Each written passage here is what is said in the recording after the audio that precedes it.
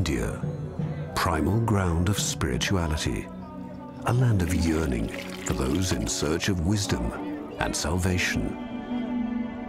It's a strange and enticing civilization, thousands of years old, situated beyond the mythical border of the Ganges River. Conquerors, and there were many, were absorbed into India, a land which has always held tight to its ancient traditions.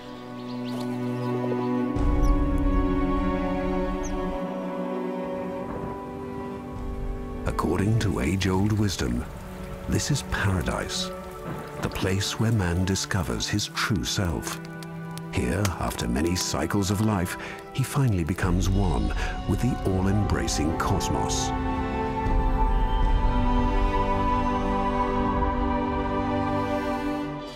This culture, dating back to a time of mythical darkness, has poetically passed on its unique legends and portrayed them in its astonishing architecture.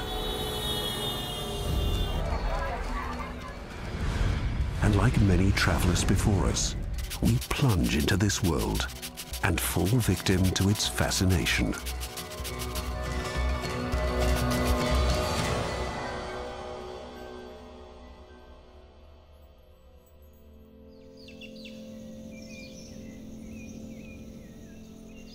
Jains make their pilgrimage to Rantambor, believers in a religion which emerged long before the modern era.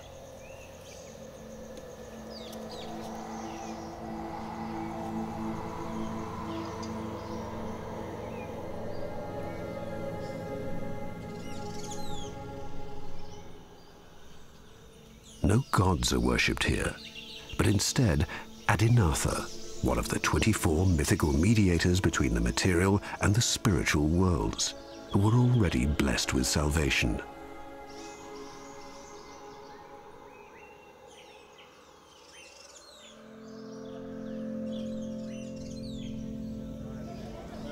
It is the aim of every soul to ascend to this ideal state of consciousness, to rise to ultimate salvation. The soul must be purified, and this is only possible through a simple, humble, and ethical way of life.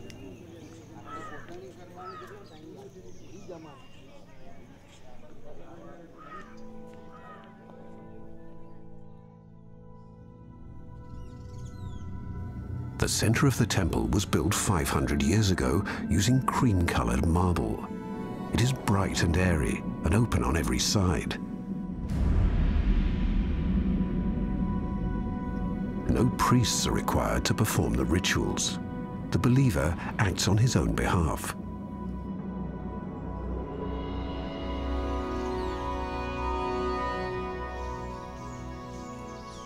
This is an ethically challenging religion. All living existence has a soul, not just humans, but plant and animal life too, and even water.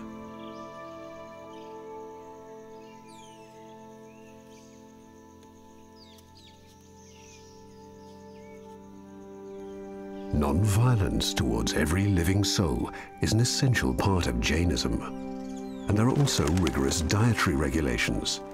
In fact, most professions are therefore equally taboo. The pursuit of truth and the rejection of unnecessary property are essential requirements.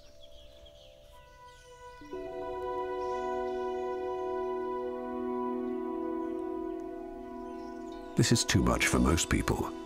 So Jainism, in comparison to Hinduism, is the preserve of comparatively few.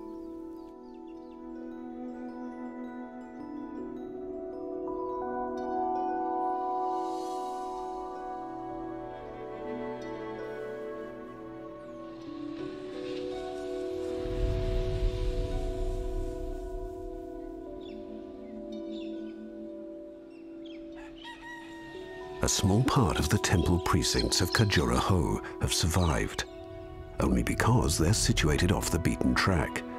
More than 1,000 years old, they're now on the UNESCO World Heritage List, part of mankind's cultural inheritance.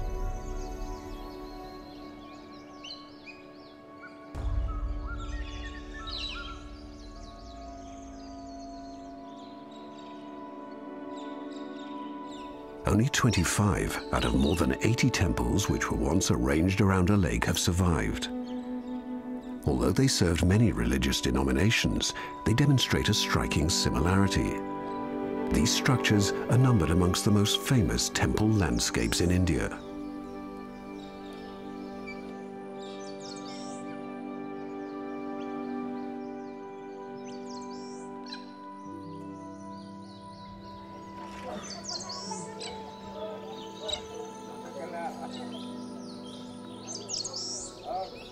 Just as in the past, Khajuraho still attracts devotees today.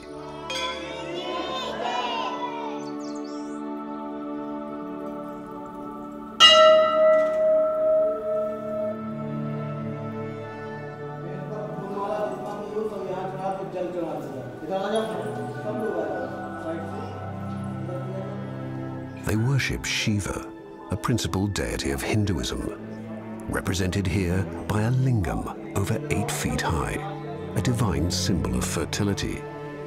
If it was smaller, it might be compared to a phallus, but it represents far more than that. It stands for the Maker's power of creation, which includes, of course, sexual potency.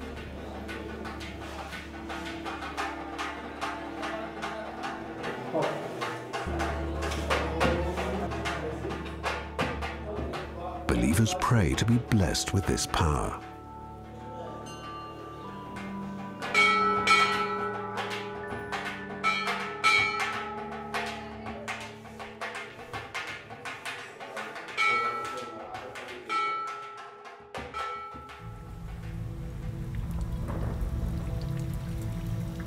Classical Indian temple architecture is famous for its incomparably magnificent ornaments. It ranks amongst the greatest architectural highlights of human history.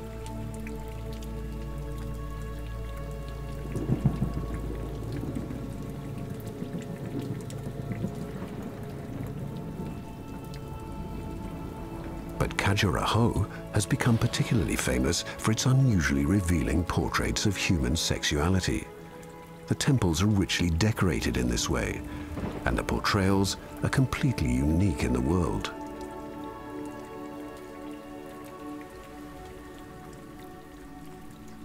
They date back to ancient fertility cults and their mother goddesses. The creation of the world was equated to sexual union.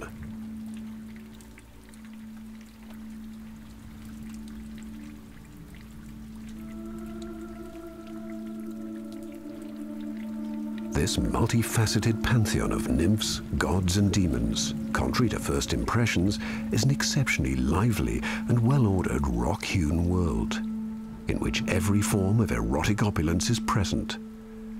Something which has always been a feature of Indian art here reaches its apogee.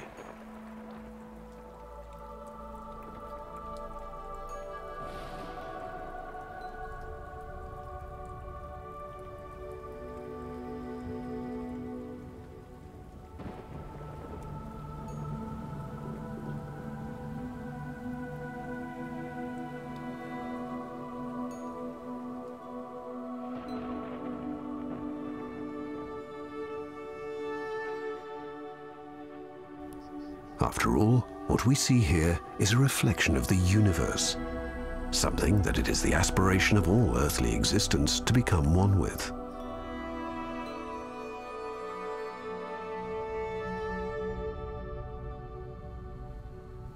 The secret knowledge of Tantra promises to convert sexual energy into spiritual power.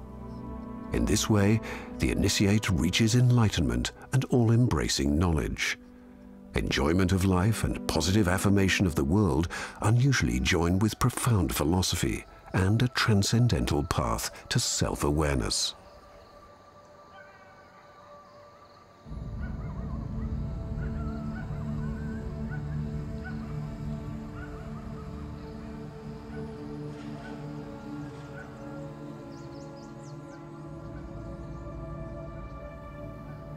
The Taj Mahal belongs to a totally different intellectual world and is India's most famous monument.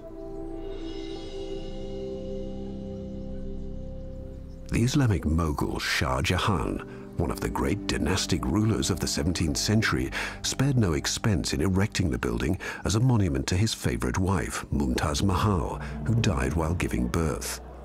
The Taj Mahal was intended to be a part of paradise on earth.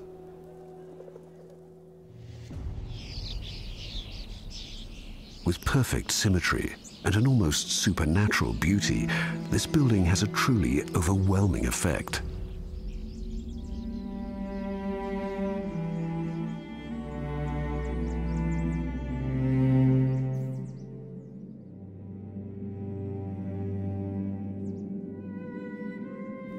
The ruler Shah Jahan spent the last years of his life held captive by his own son, but he was immortalized by the Taj Mahal, the monument dedicated to his great love, where he himself was eventually laid to rest.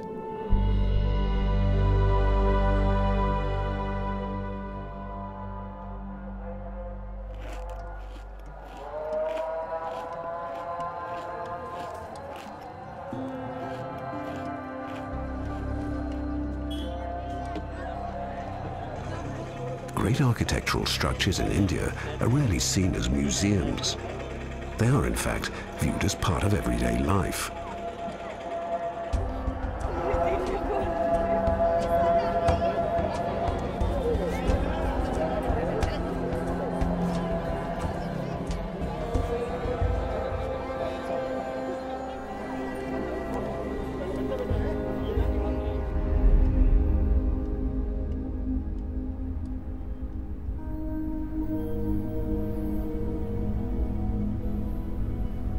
This is true within Islamic culture too. 1,000 years ago, a wave of invasions began. They would permanently influence the land of India, politically, culturally, and religiously.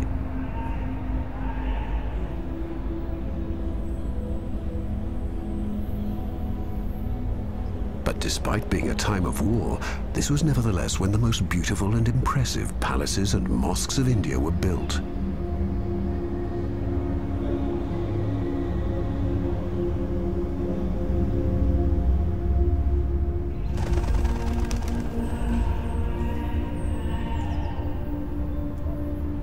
The Mosque of Fatehpur Sikri was the largest throughout the Mughal Empire. Epigraphs point to an association between mysticism and religious tolerance, which was significant for the initiator, Emperor Akbar, in his later years.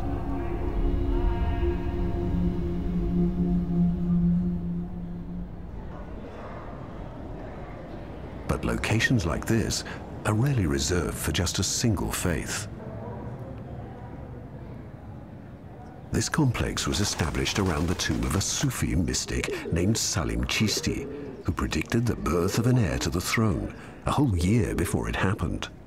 In gratitude, the Emperor Akbar named his son Salim in honor of the revered recluse.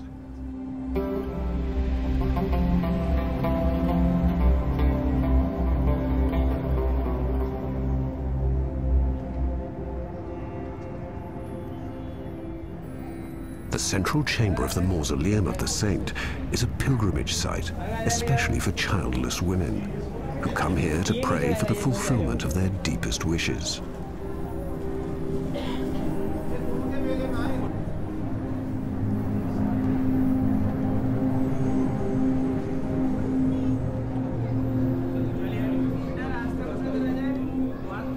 Dating from a period even longer ago than the Mughal Empire is the Kutta Minar near Delhi.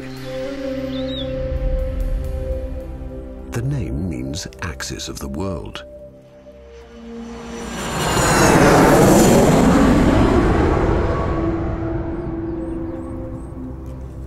And the tower is intended to cast God's shadow to the west and to the east. At the time, it marked the eastern border of the Islamic Empire. But nothing lasts forever.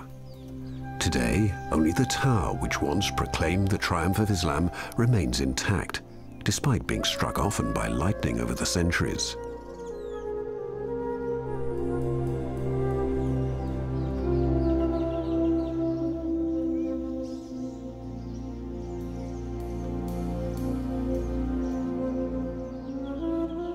Beneath the triumphal column is a mosque, This is the earliest example of Islamic architecture on Indian soil.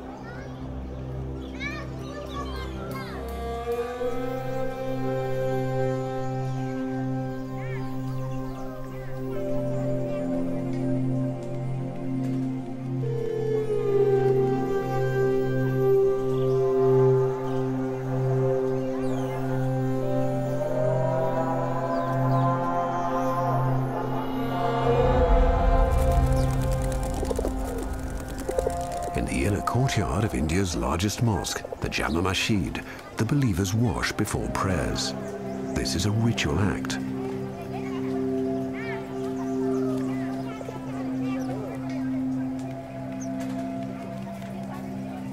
"20,000 believers can be accommodated here."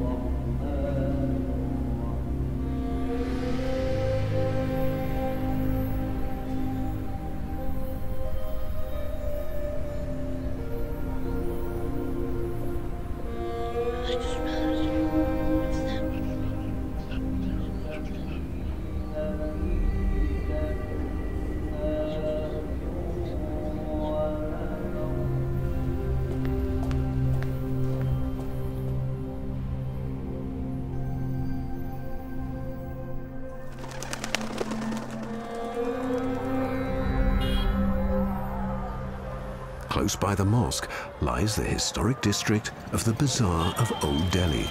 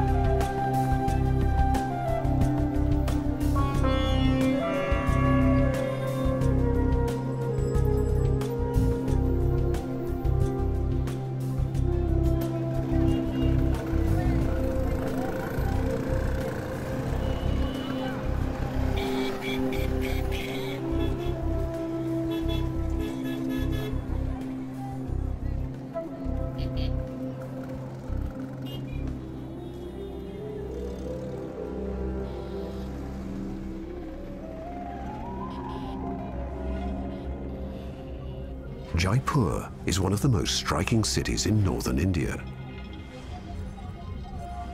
It is known as the Pink City, and the reason becomes apparent at night time. As does its construction on a strict chessboard plan. And in its center, something that looks like a palace, but actually isn't. The famous Palace of the Winds is a folly, just a facade. The wind blows through the windows, giving rise to its poetic name.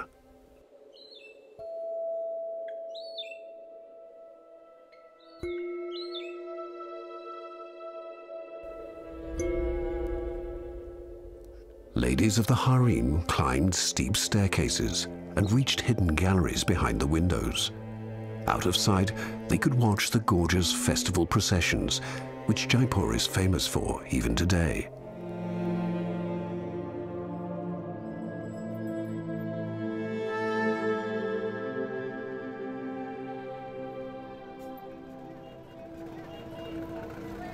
Jaipur is a modern metropolis, but its name is inextricably linked with the rulers who shaped the image of India, the Maharajas.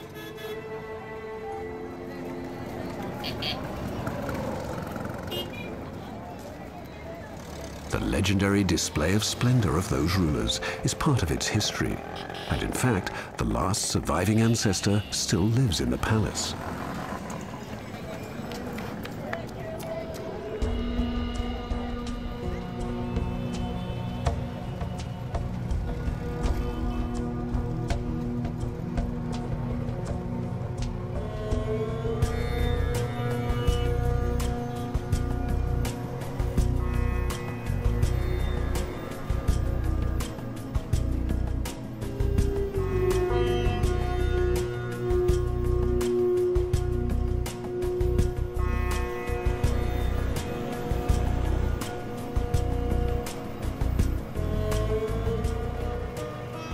But the reality of today's India is not just about splendor. It's not always so picturesque and comfortable.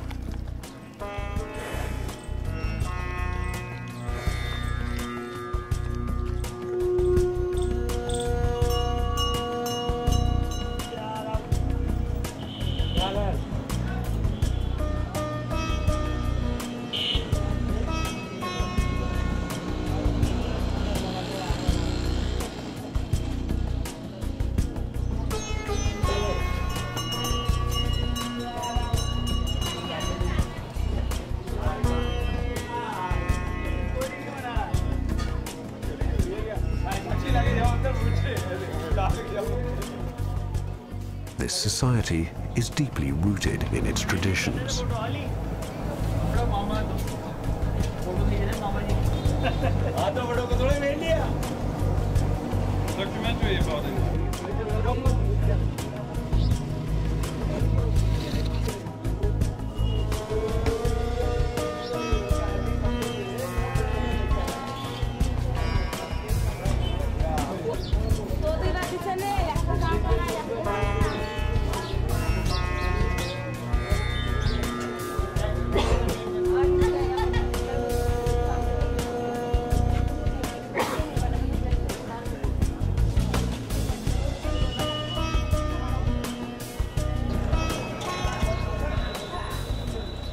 Food is still prepared in the same way as hundreds, maybe even thousands of years ago.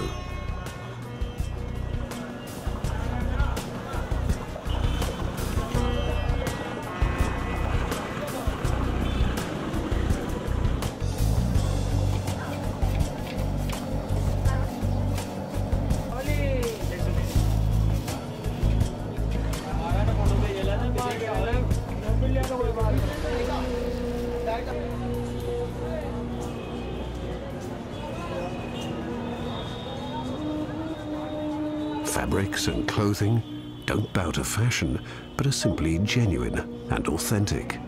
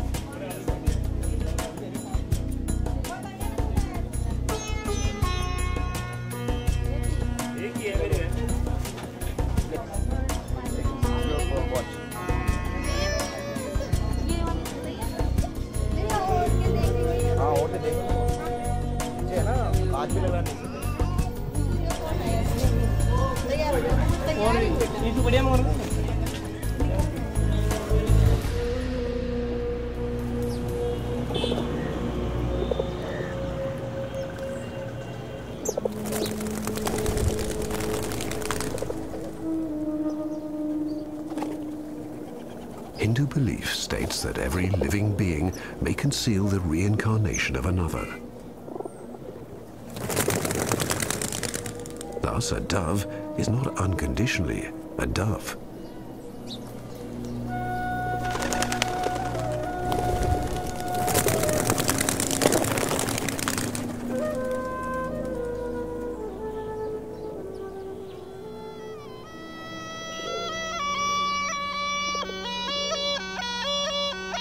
Perhaps more than any other image, the snake charmer is associated with the Orient, and especially India.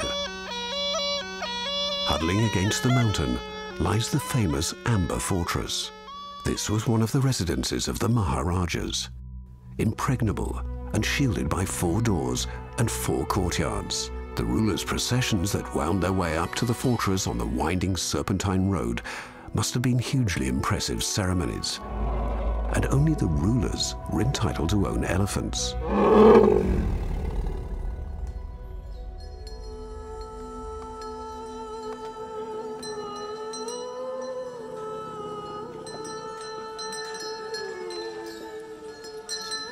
Even today, the elephant is a sacred animal.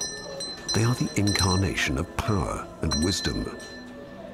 Ganesha, perhaps the most admired of all gods, has a human body and an elephant's head. He is the son of Shiva and Parvati, and an important member of the Hindu pantheon.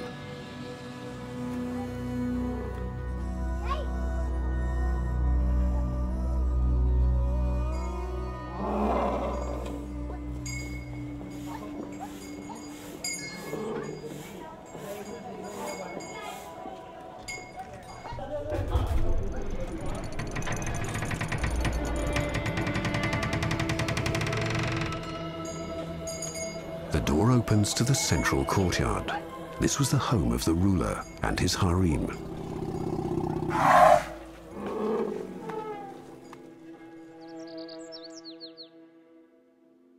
From the outside, nobody could have imagined the paradise that existed inside.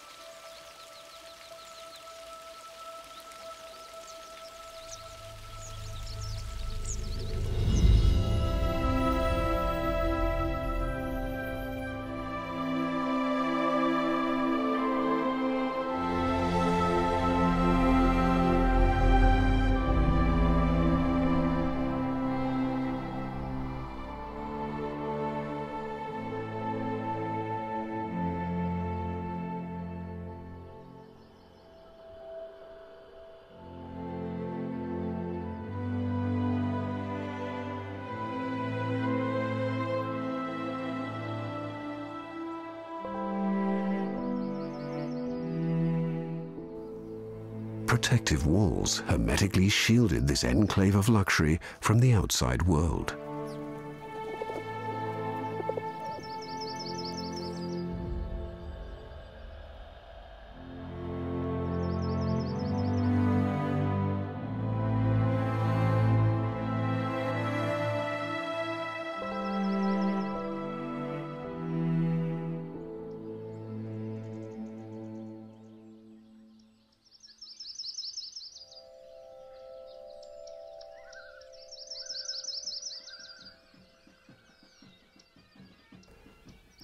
The evidence that India was under British colonial rule for more than 2 centuries can be seen everywhere, and many traditions have survived.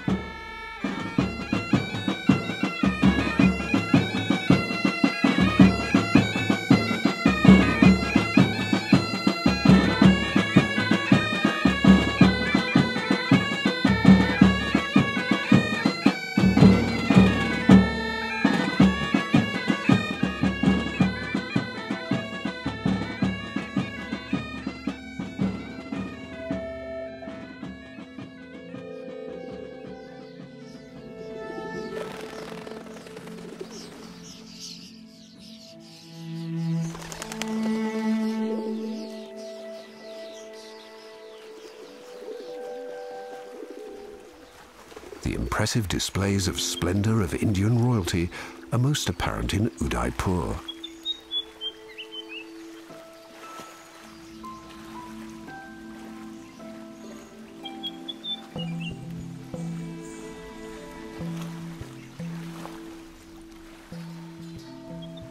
Picturesquely located by an artificial lake and surrounded by mountains, the rulers of the Rajput kingdom Mewar constructed a new royal capital. But it was only after the final defeat against Islamic invaders during a long period of peace that the city came into full bloom.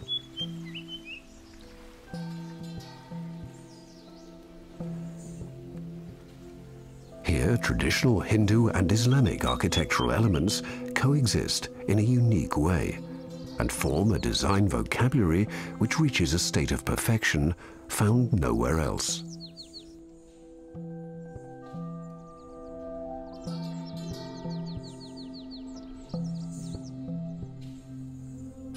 The emblem of the sun, a symbol of the dynasty's noble Rajput descent from an age-old aristocracy.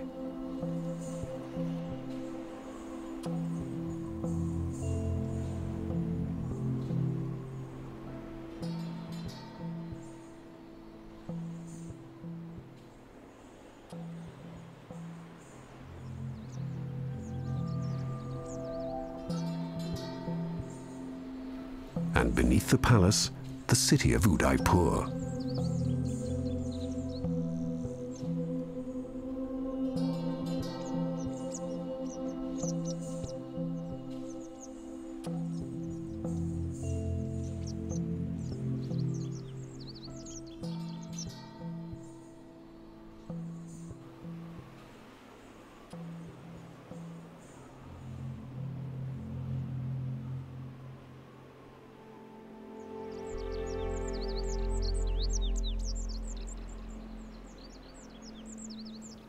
Nowadays, these rooms are unoccupied, but they demonstrate a glorious and splendid past.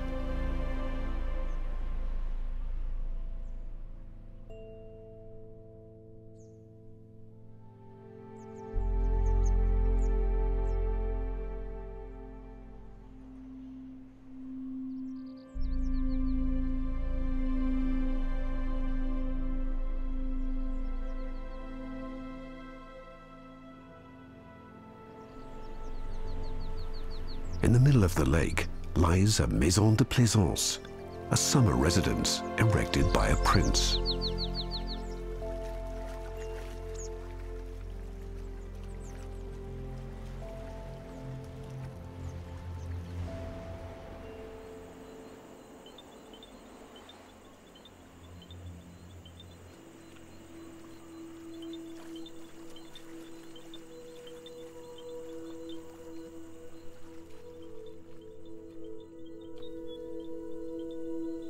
Sunrise at the edge of the Thar Desert, the land of death.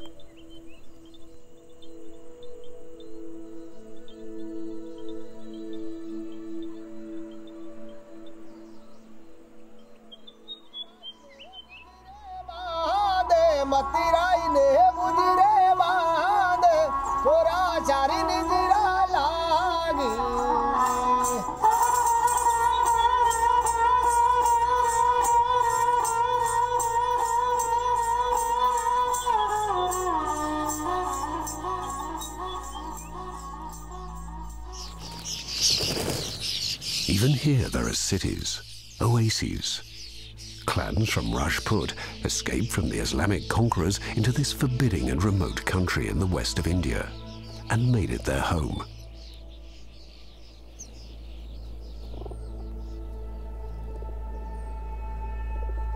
They erected buildings to represent themselves in a stately fashion. These structures still stand impressively to the present day.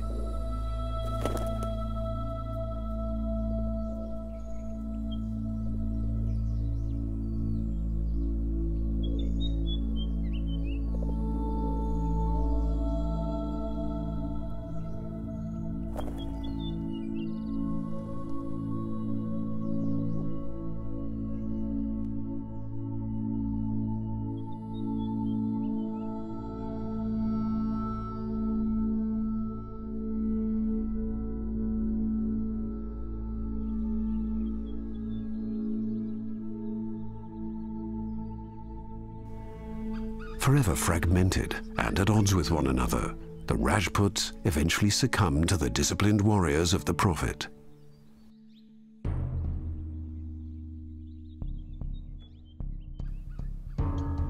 Majestically enthroned on a red cliff, the fortress of Mehrangarh.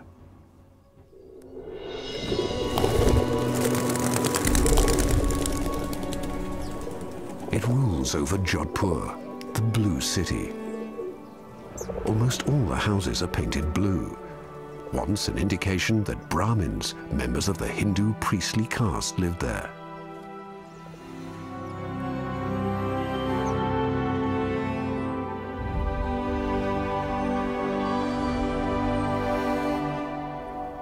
This palace took several centuries to build.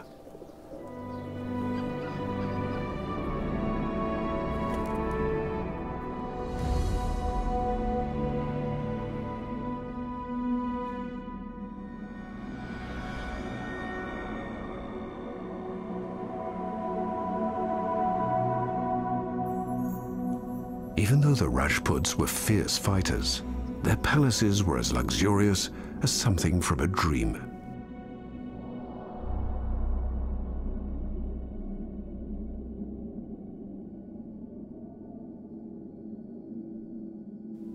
This precious 18th century sedan chair was coated with gold leaf and needed 12 men to carry it.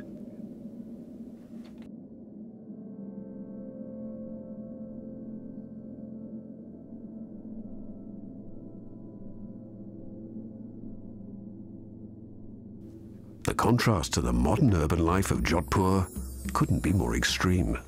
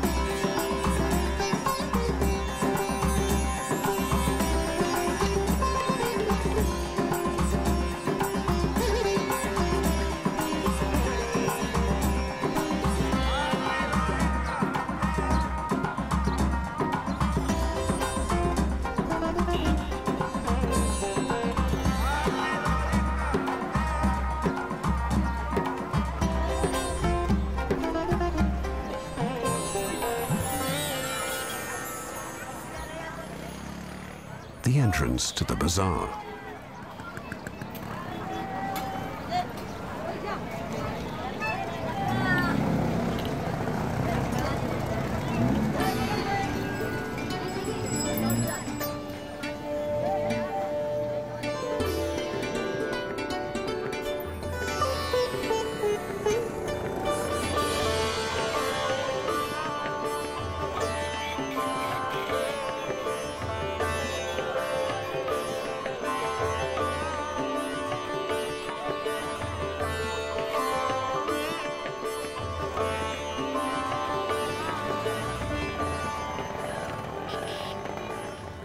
Sacred cows, something usually misunderstood in the West. Cows are not sacred, but have to be respected as much as any other living creature.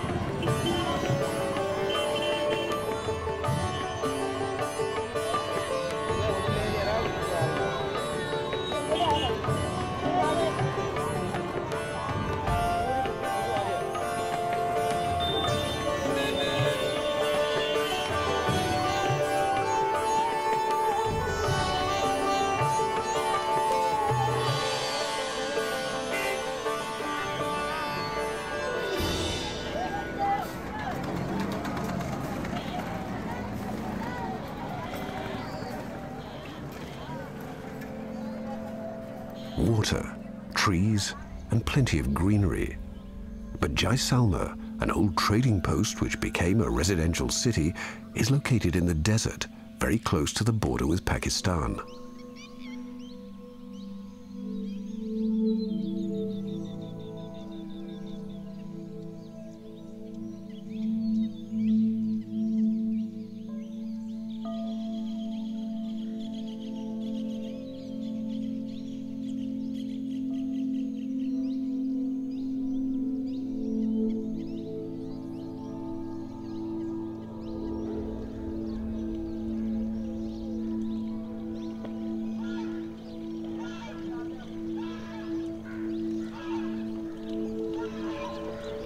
Islamic conquerors from Afghanistan invaded and ravaged India.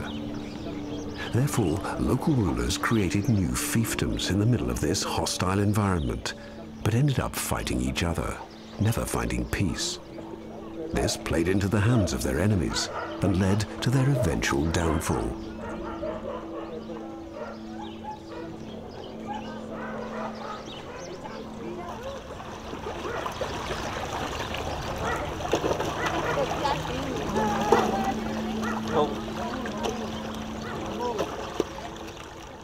Something that makes Jaisalmer unique amongst Indian cities are the havelis, private mansions of powerful, wealthy merchants.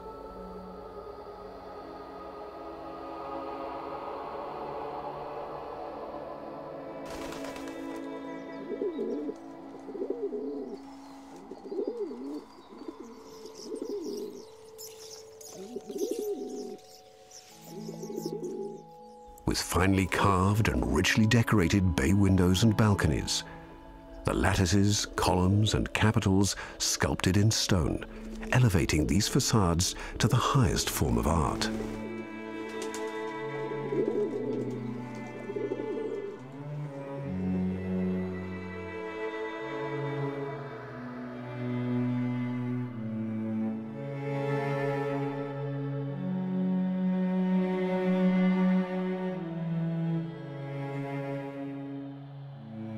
Everything, even the narrowness of the alleys, was designed to keep the almost constant extreme heat at bay.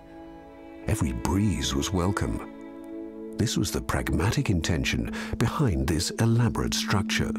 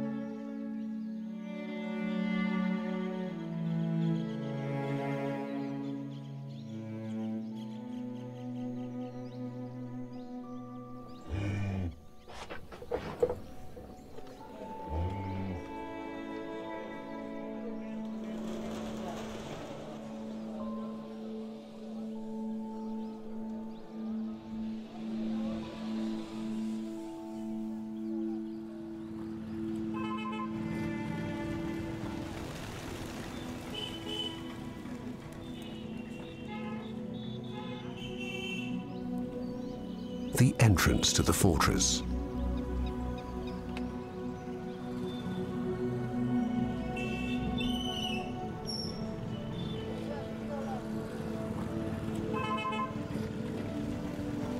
This was essential to protect the city, and of course, the ruler himself.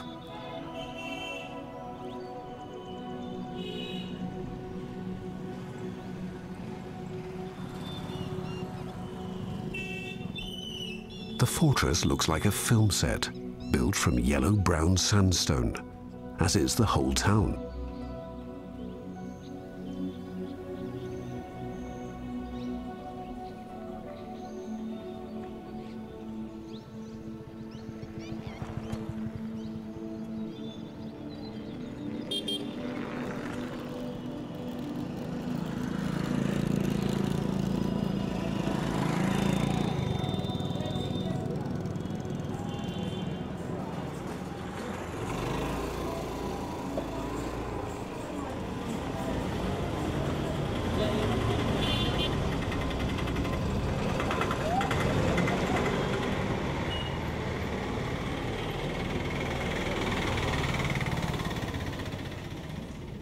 Temples of different denominations exist in the fortress too.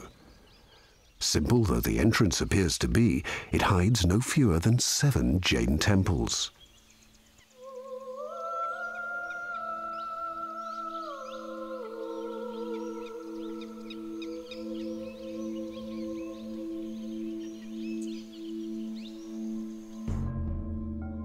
The temple of Chandra Prafar bears an uncanny resemblance to the temple of Ranakpur.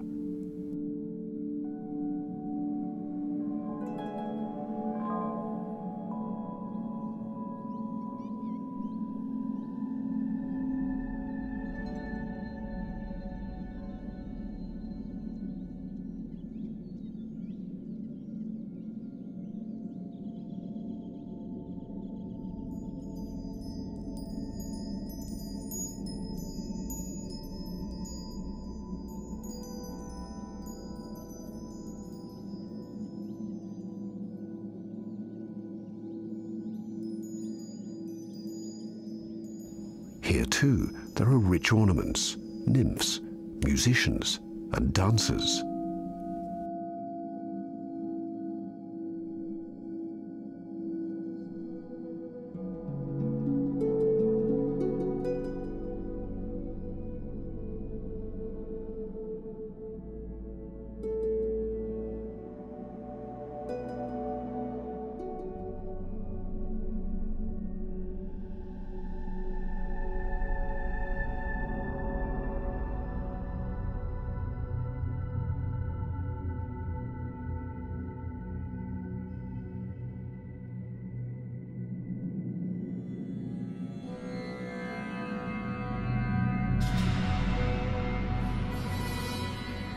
Side by side, the spiritual world and the secular reality of material existence.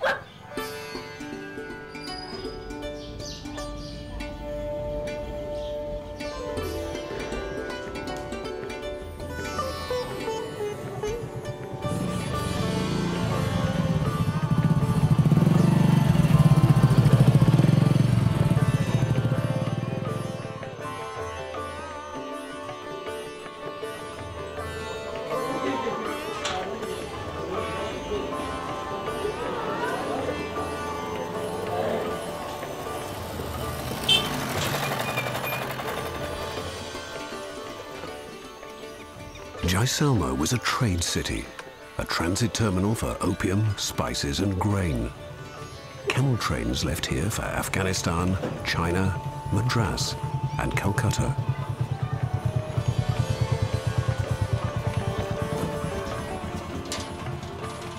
Trading made the residents rich, or at least some of them.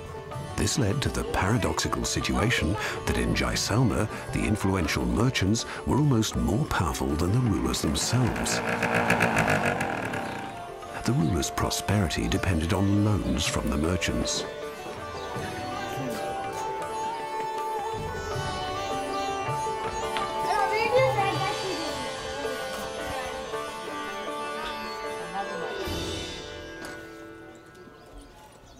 Jaisalmer is a place of trade even today, even if the golden days of the city have faded away into history.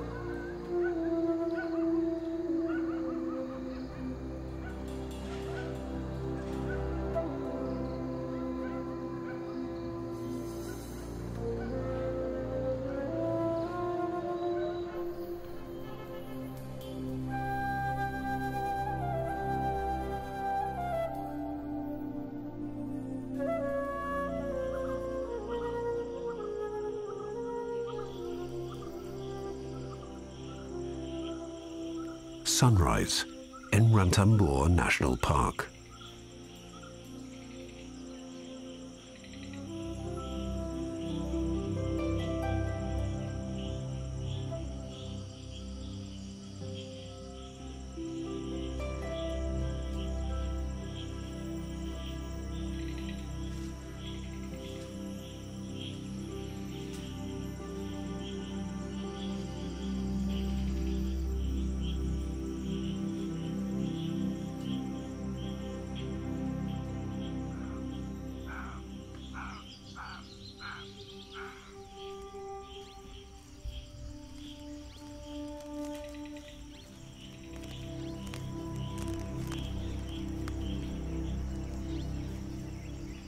The national park is an enclave where nature is left to its own resources.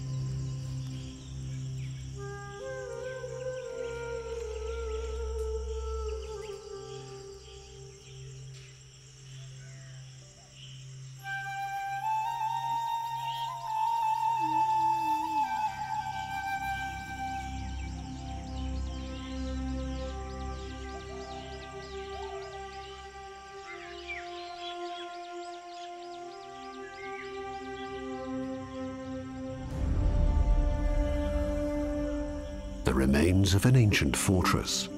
Hindu deities like Shiva and Ganesha are still worshipped in the temples.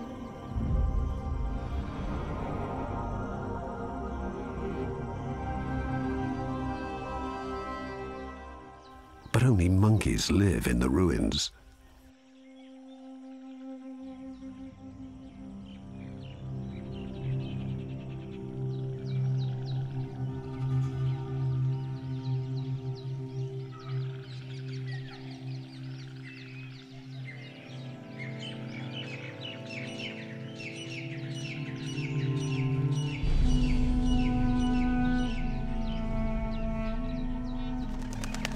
This is the place where the first instance of Jauhar is supposed to have taken place. When Islamic invaders overran the fortress 700 years ago, the Hindu women collectively committed suicide on a pyre. Their men suffered death on the battlefield. And all of this was more honorable than to be taken captive by the enemy.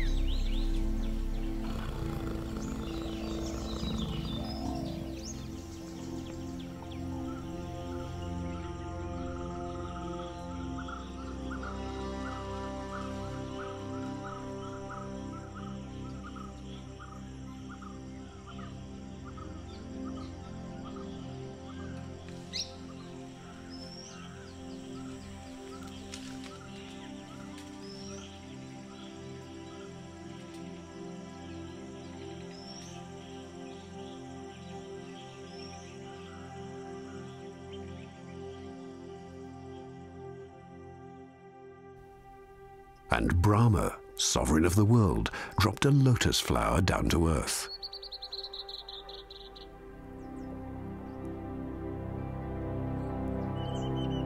The flower sprang up 3 times and created 3 lakes. And so the world as we know it was formed.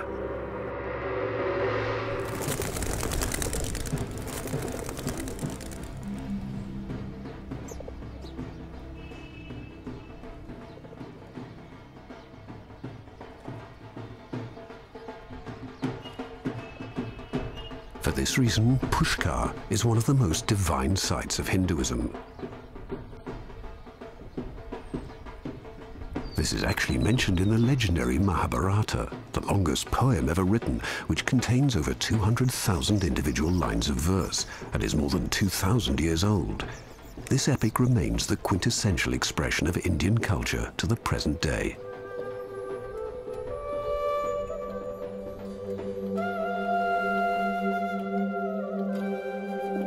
Within it, the words are written, "What is found here can also be found elsewhere. What cannot be found here can be found nowhere."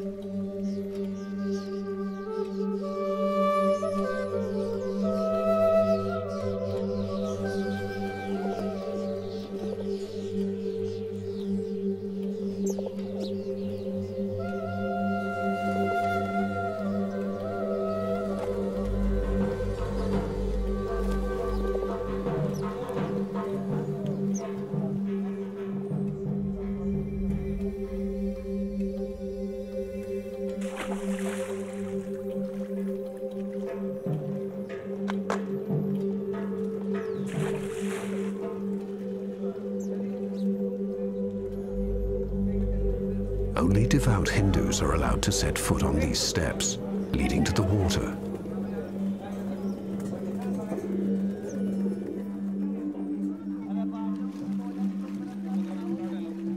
Bathing in the holy lake bestows spiritual purification on the pilgrim.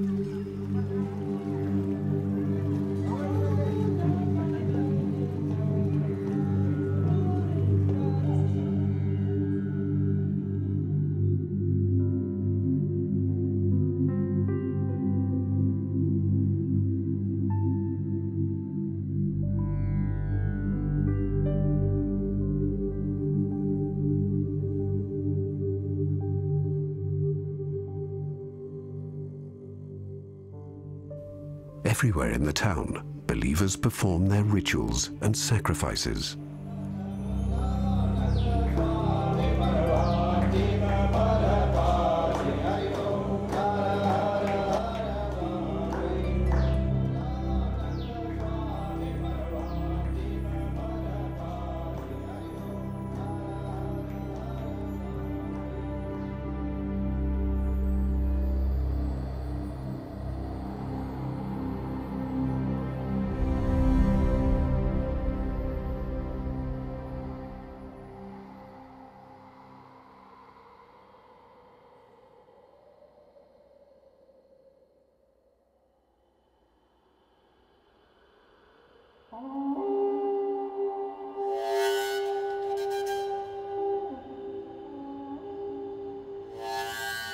We know it as the Ganges, but in India, this river is named Ganga, the goddess who turned into water.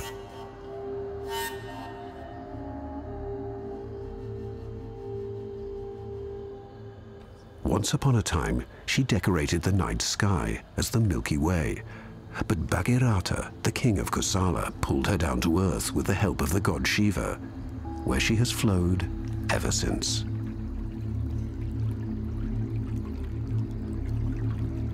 There are 7 holy rivers in India, but the most divine of them is Ganga.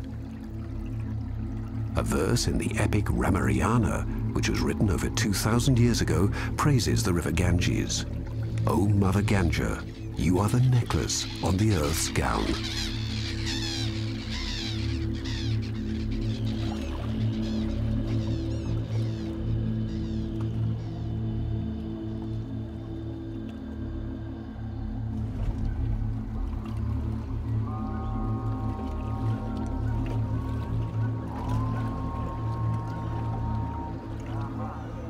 Even earlier than this, pilgrims came to the river Ganges to bathe in its waters, which they believed spiritually purified the body.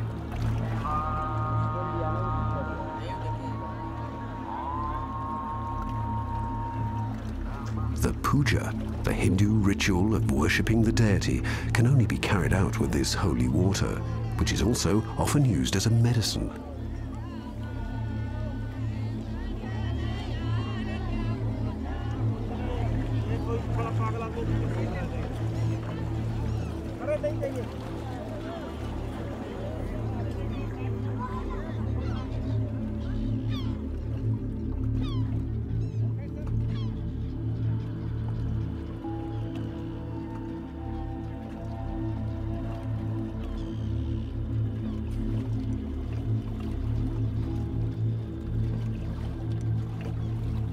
People have always traveled great distances to perform the rituals required by their faith.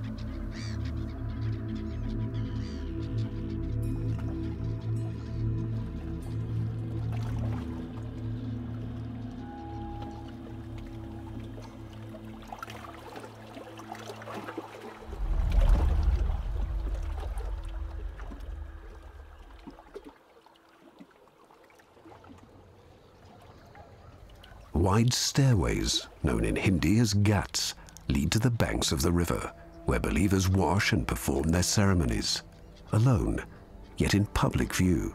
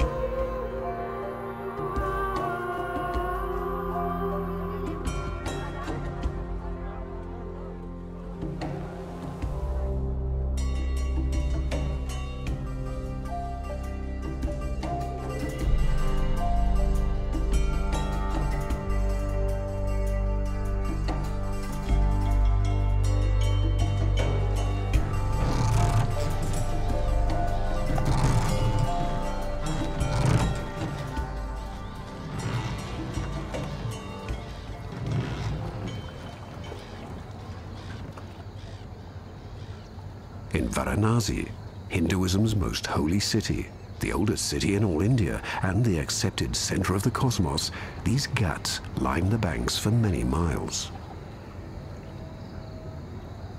Nowhere are faith, life and death in such close proximity and in so profound a way as in Varanasi, the city of lights.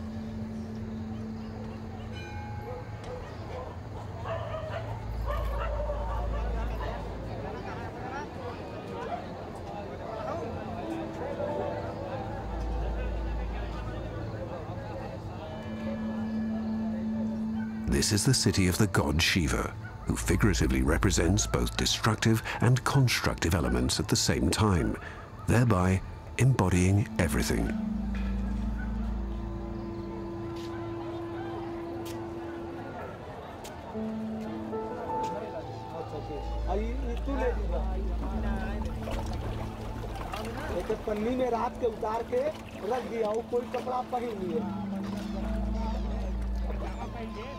Every faithful Hindu wishes to die and be cremated in Varanasi. This gives him the possibility of leaving the eternal cycle of existence and passing. Here, he has the chance to merge into the soul world, the Brahman.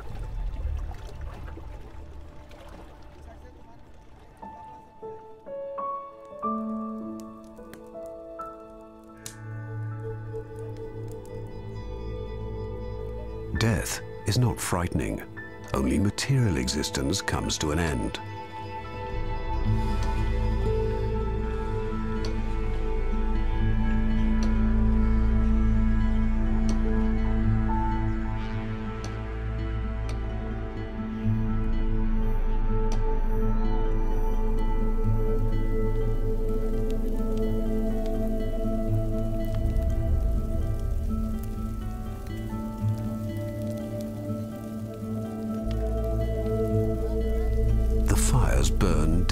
Silent Night.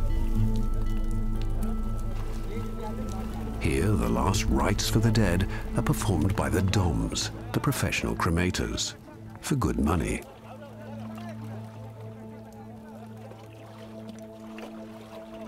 Before cremation, the body is immersed into the holy water once again.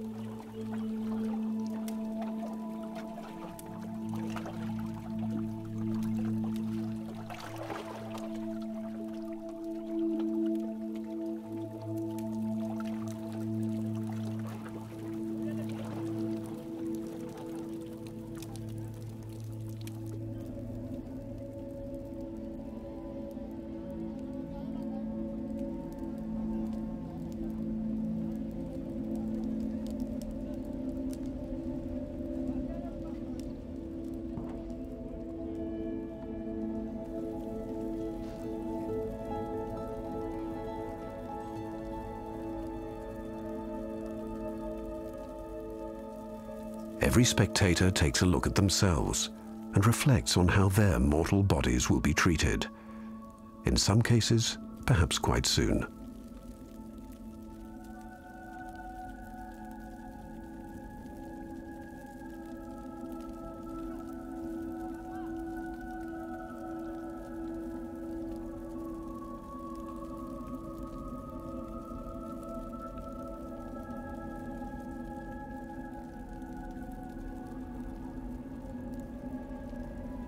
Death is only a moment of transition, as in all religions.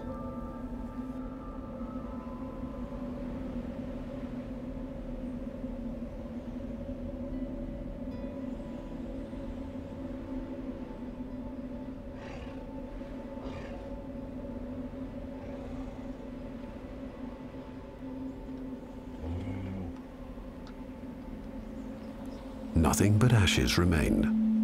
They will be spread in the river and become one with Mother Ganga.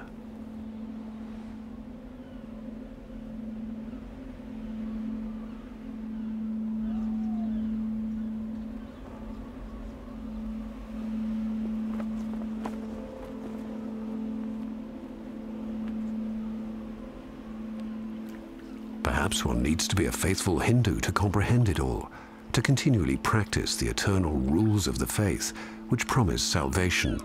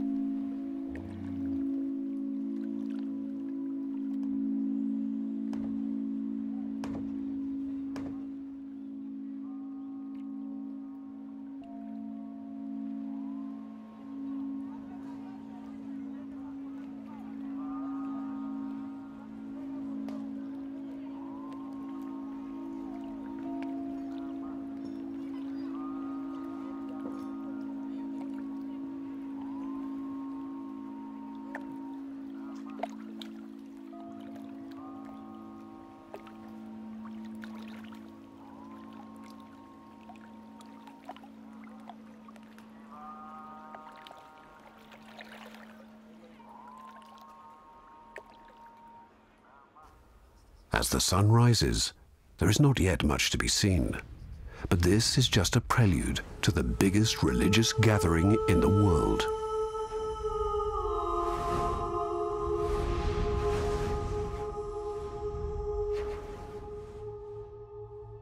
The Kumbh Mela takes place in a 12-year cycle. Millions of people take a holy dip at the meeting place of the rivers Ganga, Yamuna, and the mythical underground Sarasvati.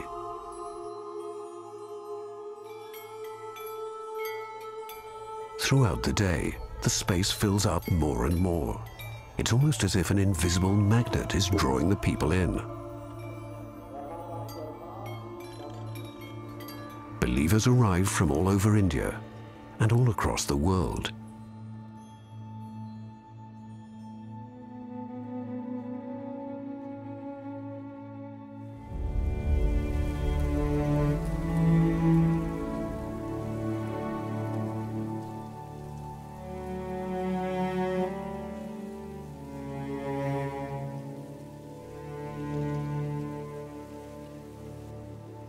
is every Hindu's wish, at least once in their life, to participate in this event, which is, without exception, the largest of its kind in the world.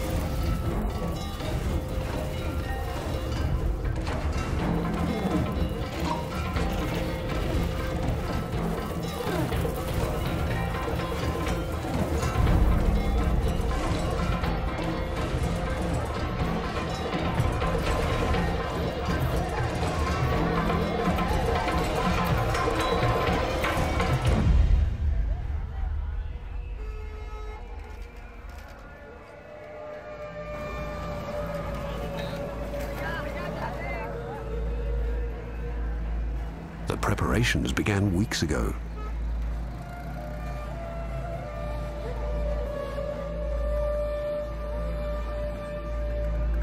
$35 million people must be provided for. For 35 million people to exist together in such close proximity is astonishing, but somehow it works.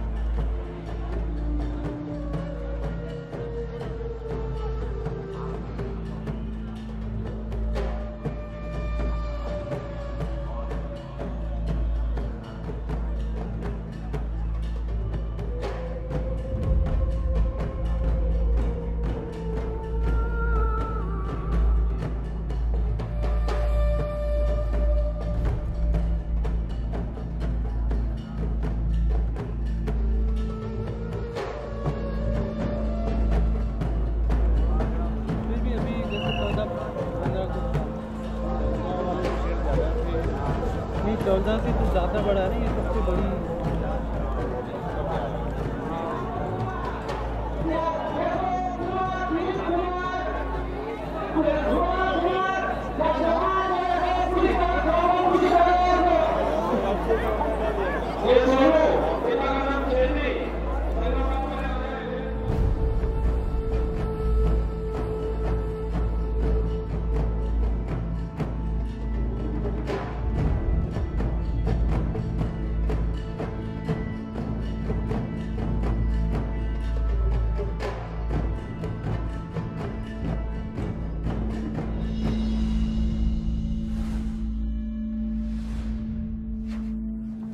Kung Mela means Feast of the Jug in English. Its origins stem from the legend of the twirling of the milk ocean, when Amrita, the nectar of immortality essential to gods and humans, was spilled from a jug. One of 4 drops fell to earth, exactly here, where the pilgrims gather to celebrate the Kumbh Mela.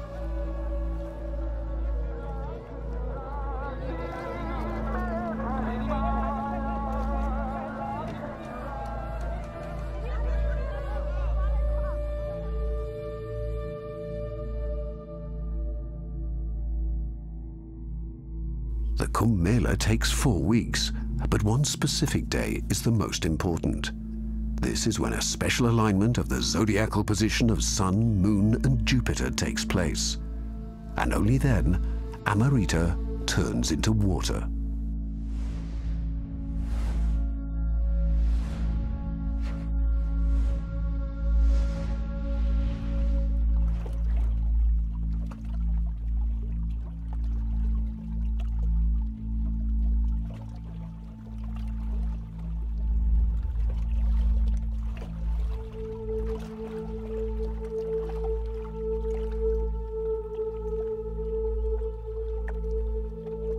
The holy day starts at midnight.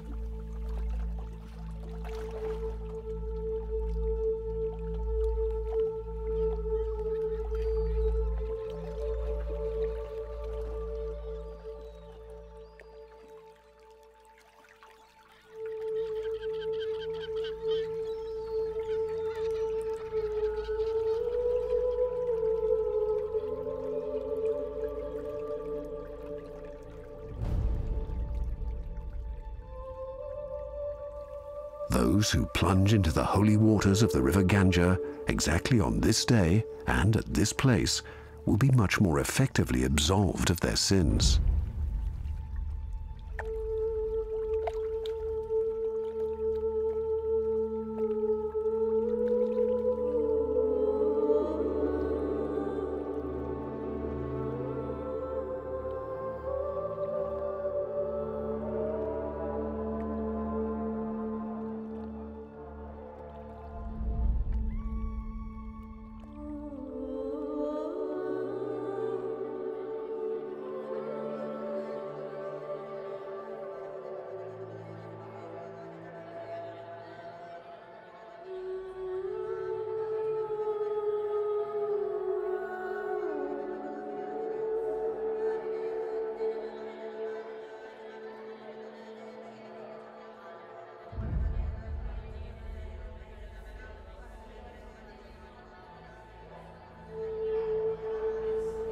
This is a mystical moment, which most pilgrims have yearned for many years.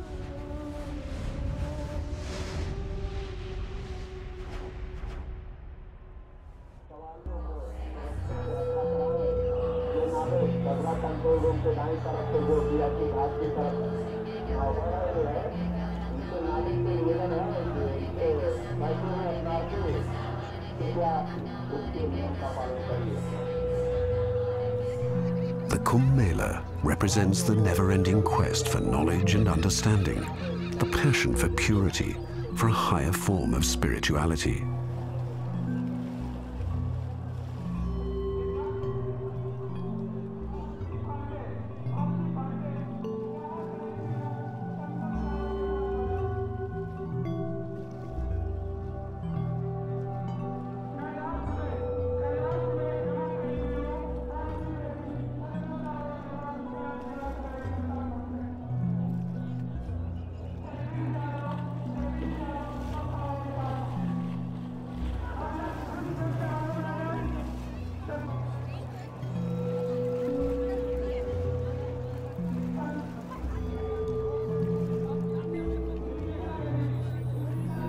Rituals bring these people closer to what they seek.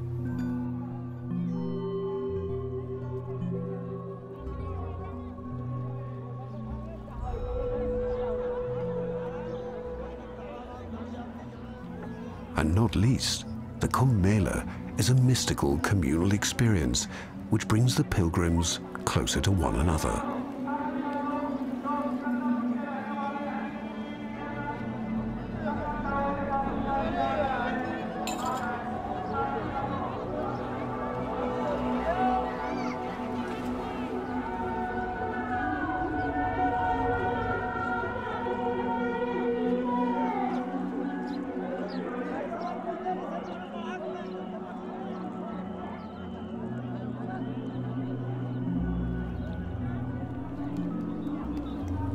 After the holy bathing, each believer feels like a new person.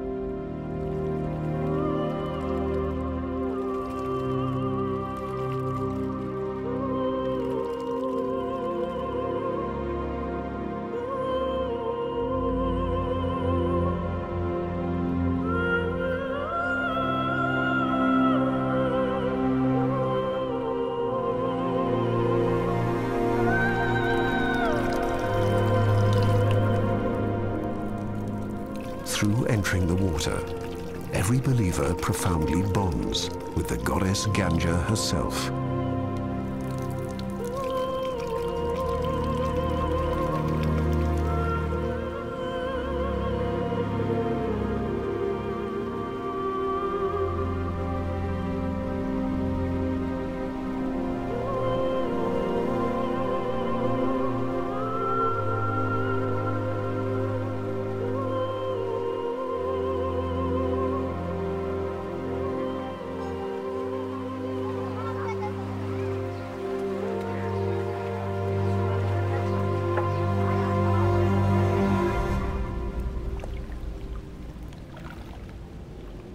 The river Ganges flows from time immemorial, absorbing and absolving the sins, wishes and hopes of all humans.